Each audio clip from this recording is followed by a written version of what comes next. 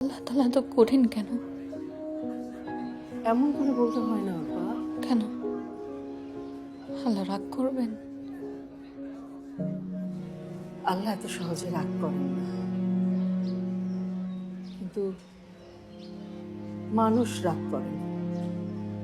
আর আমরা এতটাই মূর্খ যে মানুষের সেই রাগটাকে অনেক বেশি ভয় পাই।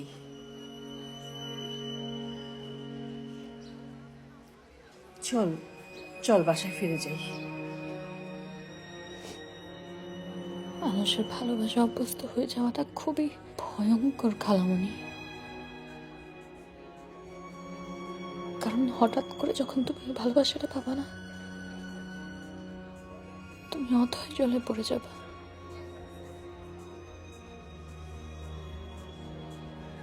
আমি মানবকে শেষবারের মতো খুব ভালো করে দেখে নিতে চাই।